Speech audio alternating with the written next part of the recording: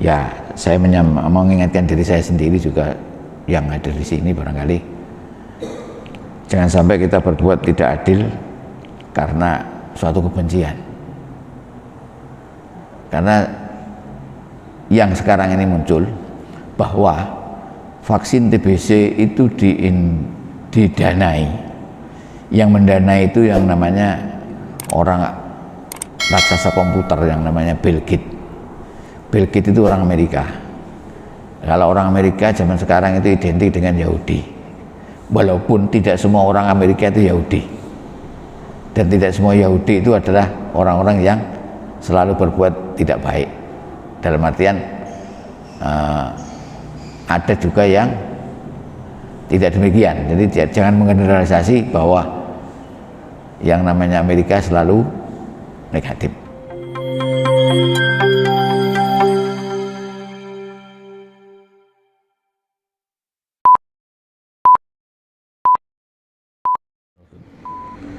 Assalamualaikum warahmatullahi wabarakatuh. Alhamdulillahirabbil alamin. Asyhadu an la ilaha illallah wa asyhadu anna Muhammadar Rasulullah. Allahumma shalli ala Muhammad wa ala ali Muhammad. Kama shallaita ala Ibrahim wa ala ali Ibrahim wa barik ala Muhammad wa ala ali Muhammad kama barakta ala Ibrahim wa ala ali Ibrahim fil alamin innaka Hamidum Majid. Bapak Ibu jamaah salat subuh Masjid Yerusalem yang saya hormati, kita jumpa lagi dalam acara bincang-bincang kesehatan jasmani pada hari Senin pagi. Untuk pagi ini biasa kita lanjutkan materi tentang alergi, tetapi izinkan kami memotong sebentar. Nanti mungkin yang akan datang kita lanjutkan, tetapi ada sesuatu informasi yang mungkin perlu sama-sama kita cermati, bahwa akhir-akhir ini di media sosial banyak yang menyampaikan tentang vaksin TBC yang begitu viral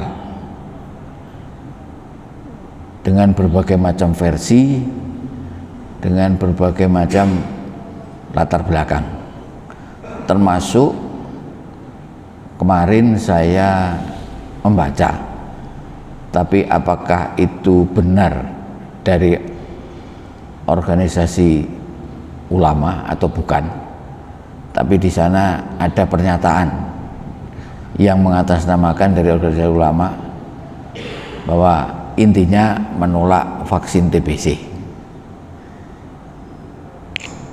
Ya, dalam hati kami, saya sendiri pribadi juga,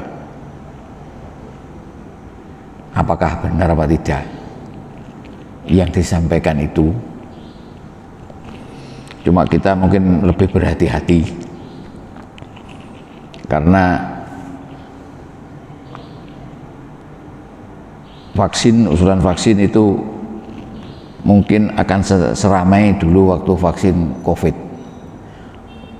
COVID juga begitu, ada pro dan kontra, bahkan ada yang menyampaikan bahwa ada upaya genosida orang Indonesia.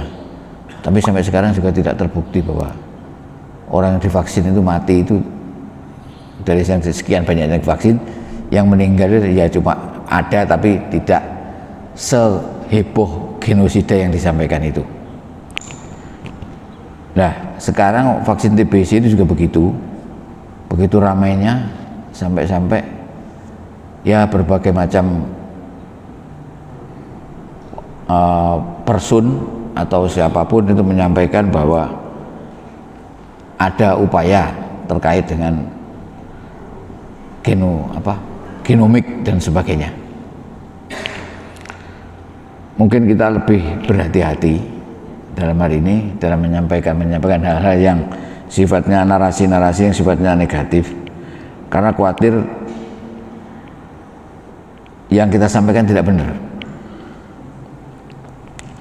Ini adalah sesuatu yang perlu kita hati, karena kalau kita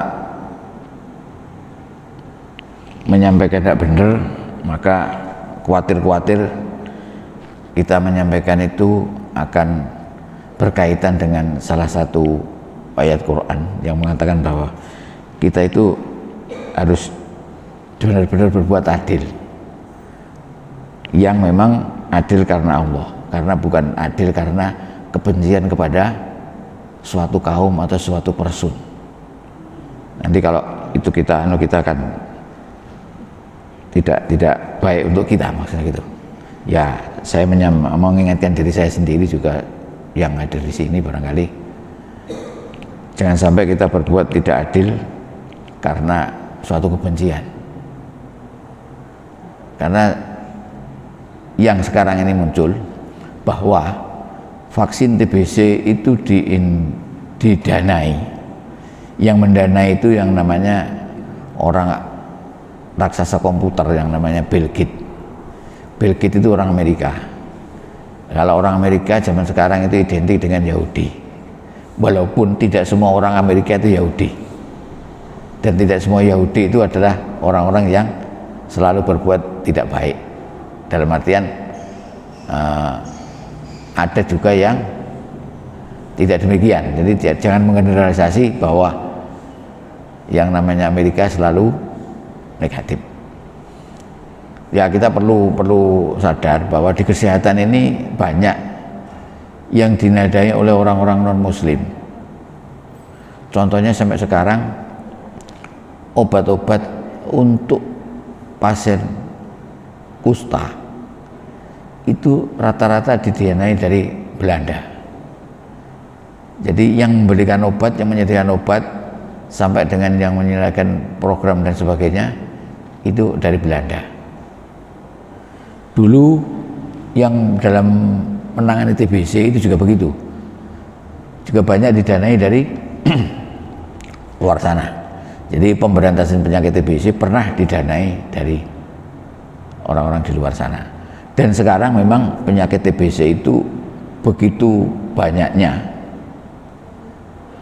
kasus tentang TBC. Dan penyakit TBC ini apa ya, akan menyebabkan begitu besar produktivitas masyarakat itu menurun karena penyakit TBC. Jadi kalau orang kena TBC, maka produktivitasnya akan begitu menurun karena kondisi kesehatannya tidak optimal lagi. Maka itu perlu dilakukan penanganan, perlu dilakukan pengobatan. Nah, upaya-upaya yang sekarang ini yang sedang dirintis yang terkait dengan pendanaannya Bill Gates ini adalah penanganan TBC itu dalam hal pembuatan vaksin.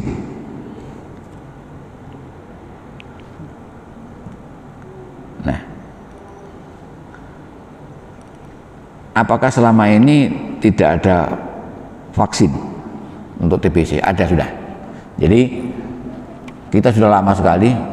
Mungkin saya masih kelas sekolah SD dulu kalau mau divaksinasi itu dipegang, sama dikejar-kejar oleh guru, oleh petugas Koramil. Dulu saya masih ingat bahwa kita akan disuntik di pundak sebelah kanan, itu vaksin TBC yang disebut BCG dulu, khusus untuk anak-anak. Nah, kira-kira vaksin tersebut itu sampai sekarang usianya sudah 100 tahunan.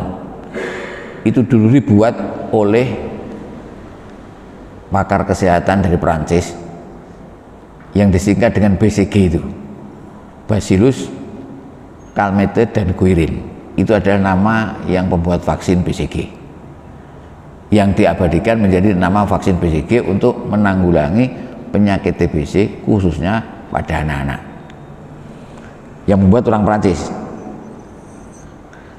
Nah, itu menggunakan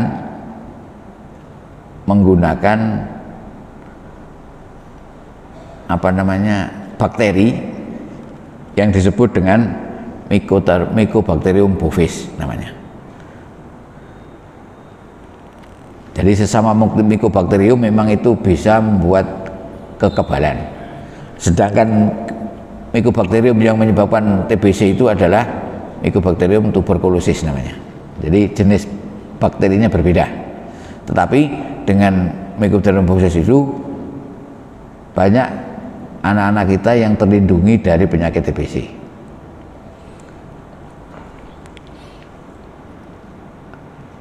Nah, kemudian untuk saat ini, di mana yang namanya orang yang nama Bill Gates tadi itu mendanai untuk membuat vaksin yang terbuat dari Mycobacterium tuberculosis, bukan Mycobacterium bovis. Nah, Mycobacterium tuberculosis itu memang yang menyebabkan penyakit TBC yang banyak diderita oleh masyarakat di Indonesia ini, bahkan masyarakat dunia. Nah, salah satunya itu vaksin tersebut sedang dalam proses pembuatan sekarang ini. Jadi setelah dibuat kemudian dilakukan yang namanya uji klinik. Jadi uji klinik itu vaksin yang sudah dibuat itu disuntikan kepada orang, kemudian pada orang itu akan diteliti bagaimana tingkat kekebalan dan sebagainya. Jadi secara ini belum dilakukan vaksinasi secara massal, tapi masih dalam tahap uji klinik. Itu nanti digunakan sebagai pengganti dari vaksin BCG yang sudah usianya 100 tahun lebih ini.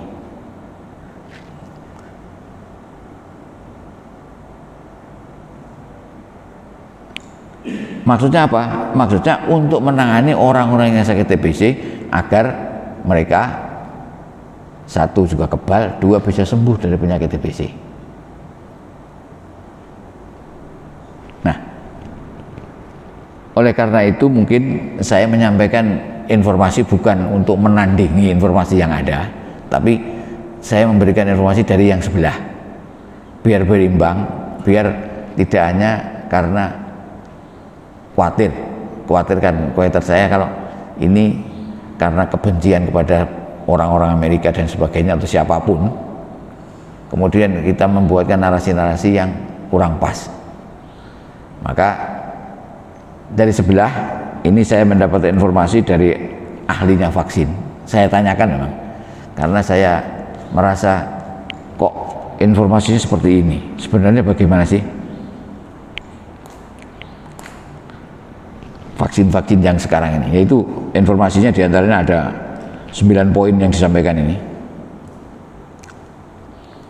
Jadi diantaranya bahwa nomor 1, vaksin tadi yang BCG itu sudah berusia 100 tahun. Jadi karena sudah 100 tahun, nah, perkembangan bakteri dan sebagainya itu akan perlu diperiksa ulang.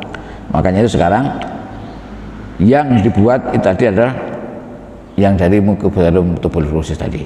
Nah, itu masih dalam fase uji klinik, belum sampai dibuat untuk vaksin kepada masyarakat luas. Masih dalam uji klinik. Mungkin sekarang fase terakhir bagaimana uji klinik yang tadi. Nah, yang diharapkan vaksin dari jenis ini bisa sebagai untuk mencegah, tapi juga bisa untuk mengobati, maksudnya itu. Makanya ini agak berbeda dengan yang sudah ada.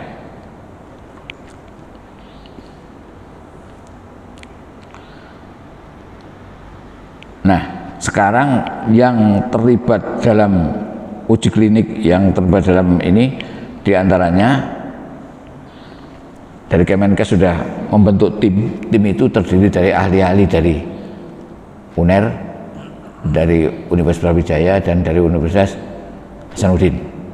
3 ini dari tim ahli di situ untuk melakukan uji klinik terhadap vaksin yang memang pembuatannya itu didanai oleh Bill Gates. Jadi bukan apa ya, yang dikatakan narasi-narasi itu mungkin ya kita perlu menyampaikan hal-hal yang sesuai dengan kaidah-kaidah ilmiah, bahwasanya itu sekarang lagi uji klinik, lah dilakukan uji itu. Diharapkan nanti akan mengganti vaksin yang sudah ada ini, karena sudah 100 tahun lebih.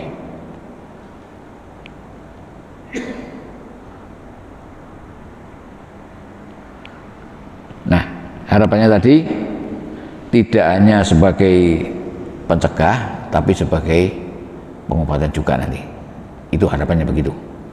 Makanya dari itu ya, mungkin kita perlu berhati-hati dalam menyikapi media sosial yang begitu ramai gemuruh, sampai dengan ada yang membuat pernyataan resmi, tidak tahu dari benar apa saya tidak itu, tapi saya memang baca itu. Konon itu dari mengatasnamakan dari ulama, ya tidak tahu ulama yang mana juga tidak tahu, tetapi ada beberapa poin sampai berapa 13 poin kalau nggak salah itu. Lebih baik kita mencari informasi dengan yang lebih katakan lebih terpercaya, sehingga tidak serta-merta kita menghakimi atau takut-takut jatuh kepada kita tidak berbuat yang benar, tidak berbuat adil kepada sesuatu yang kita belum mengetahui. Saya lihat di grup WA itu juga ada yang posting ini, maka kita lebih baik berhati-hati sebelum kita tahu secara benar. Jadi yang jelas sekarang vaksin yang didanai Bill Gates itu belum digunakan untuk masyarakat luas, masih dalam tahap uji klinik tahap 3. Jadi tahapnya uji klinik adalah 1, 2, 3. Yang ketiga ini biasanya disuntikan kepada orang, kemudian dilakukan penelitian bagaimana efektivitas dan efisiensinya. Apakah vaksin ini efektif, artinya layak digunakan, dan efisien itu bisa membuat pencegahan atau bahkan pengobatan dengan baik. Belum dalam tahap itu. Nah, adapun narasi-narasi yang itu memang ada narasi terkait dengan tempo hari, misalkan data-data kependudukan sampai data genomik yang konon, nah saya masih konon juga, belum tentu yang diberikan kepada negara-negara tertentu, sehingga itu menimbulkan kecurigaan kalau genomik ini, data ini disampaikan kepada negara tertentu, bisa digunakan untuk dalam tanda petik perang biologi dan sebagainya. Nah, itu kami tidak berhak untuk memberikan pernyataan apa-apa, tapi itu pendapat-pendapat yang muncul di media sosial. Ya, mari kita bijak-bijak menggunakan media sosial.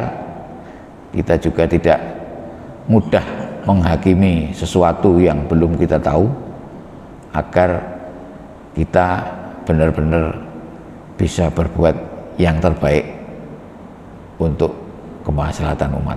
Mungkin itu. Mungkin secara umum yang kita sampaikan itu. Jadi kita sebaiknya tidak ikut-ikut dalam hal yang kita belum tahu dengan sesungguhnya. Dan ini resmi pernyataan dari salah satu ahli vaksin bahwa vaksin yang didanai Bill Gates itu masih dalam uji klinik, belum digunakan secara massal untuk seperti vaksin BCG yang sudah digunakan 100 tahun. Jadi menurut saya masih kecil, masih ingat waktu saya sekolah SD itu juga pernah semuanya disuntik di pundak kanan untuk pencegahan penyakit TBC, dan sampai sekarang itu masih digunakan. Nah, itu usianya sudah sekitar 100 tahun, maka perlu ditinjau ulang apakah masih layak, apakah layak masih untuk anak-anak tapi tidak layak untuk orang dewasa, karena informasi yang disampaikan ini bahwa vaksin yang dibuat didanai oleh Bill Gates ini akan digunakan untuk orang dewasa juga. Begitu kira-kira. Mungkin itu pagi ini yang bisa kita sampaikan. Semoga bisa menambah informasi dan mengimbangi informasi yang sementara berkembang ramai di medsos. Jadi saya pribadi tidak pengen menandingi itu, hanya menyampaikan informasi dari sisi sebelah biar kita bisa berimbang memandang informasi-informasi yang ada itu. Mungkin demikian. Ada satu hal yang perlu monggo Pak Taufik.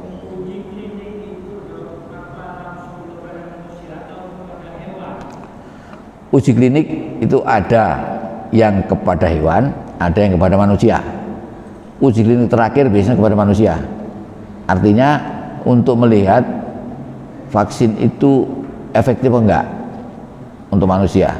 Artinya setelah dari hewan itu dinyatakan oke, biasanya ada hewan tertentu, ada mencit apa dan sebagainya, itu ada ketentuannya ilmiahnya. Jadi ada hewan ini. Nah, kemudian kepada manusia diujikan. Dan itu secara sukarela, tidak semua orang diambil, enggak. Jadi siapa yang mau jadi sampel ya tanda tangan. Tidak semua orang kamu di pegang dia, enggak seperti itu. Jadi secara sukarela ada kaidah-kaidah ilmiahnya ada. Jadi tidak semua orang nanti satu masyarakat ini dipegang semua jadi enggak. Karena juga ada syaratnya. Karena kalau syaratnya tidak terpenuhi nanti secara uji ilmiah juga tidak bisa dipertanggungjawabkan. Nah itu semuanya di fakultas itu ada. Makanya ini melibatkan diantaranya yang informasi saya terima itu melibatkan ada UNER, ada Brawijaya, dan ada Hasanuddin di Makassar yang terlibat itu. Diantaranya itu. Terima kasih. Urgensinya apa, dok? Ya? Urgensinya apa ya untuk membuat vaksin TBC itu? Itu. Urgensinya. Karena vaksin BCG itu sudah 100 tahun. Jadi yang namanya bakteri, yang namanya virus, kalau bakteri ini agak lambat, tidak seperti virus. Bakteri itu sekian lama itu akan mengalami perubahan-perubahan. Contohnya ada penyakit yang dulu diobati dengan penisilin itu mempan, sekarang tidak mempan. Itu karena perubahan pada bakteri. Demikian juga sekarang ini penyakit TBC begitu merebak, maka para ahli, apakah kemungkinan ini sudah ada perubahan Mycobacterium penyebab TBC itu dari yang 100 tahun yang lalu ke sekarang. Makanya dibuatlah vaksin yang sekarang ini. Dibuat vaksin yang baru. Karena adanya perubahan-perubahan tadi. Urgensinya itu. Nah, diharapkan nanti vaksin ini bisa mengganti vaksin TBC yang lama itu. Itu diantaranya itu. Kalau virus, jelas. Virus itu begitu berubah lingkungan, mereka berubah. Makanya sekarang muncul lagi yang namanya COVID. Nah, COVID itu sudah dinamakan endemi, bukan pandemi lagi. Kalau pandemi itu serangan pertama menimbulkan banyak. Kalau endemi tiap hari sudah ada. Jadi kita itu sudah, makanya dulu ada istilah kita berteman dengan COVID. Karena memang itu begitulah. Jadi kita tiap hari itu sebenarnya ada. Virus COVID kan ada. Tapi karena kita sudah mulai kebal, karena kebal alami bisa, karena kebal karena vaksinasi bisa. Maka seperti batuk pilek, influenza dulu. Influenza itu juga begitu. Ada dulu yang pertama menimbulkan banyak korban. Kemudian berikutnya sudah tidak lagi karena batuk pilek sudah berteman dengan kita gitu loh. Sakit batuk pilek biasa. Nah, seperti itu kira-kira. Nah, itu kadang-kadang memang ini yang belum bisa diterima oleh akal secara awam. Pernyataan, makanya dibuat pernyataan yang itu tadi, kita berteman dengan COVID. Nah, sebenarnya itu bahasa awam yang menyatakan bahwa COVID itu yang dulu pandemi bisa berubah menjadi endemi. Endemi itu sudah ada tiap hari di kehidupan kita dan kita sudah terbiasa dengan bereaksi dengan COVID itu. Itu kira-kira. Jadi keurgensinya ini adalah ingin mengganti, memperbarui vaksin yang sudah ada. Nah nanti hasil uji klinik bagaimana? Nah kita tunggu hasilnya. Jadi belum digunakan secara massal sebagai pengganti itu, masih dalam uji klinik. Begitu. Demikian mungkin yang bisa disampaikan. Moga-moga bisa menambah wawasan kita dan bisa menambah bagaimana kita harus bersikap agar kita tidak berbuat tidak adil karena suatu kebencian, tapi kita benar-benar bisa berbuat adil karena sesuatu kebenaran. Begitu kira-kira. Terima kasih atas segala perhatian dan mohon maaf apabila kekurangan. Assalamualaikum warahmatullahi wabarakatuh.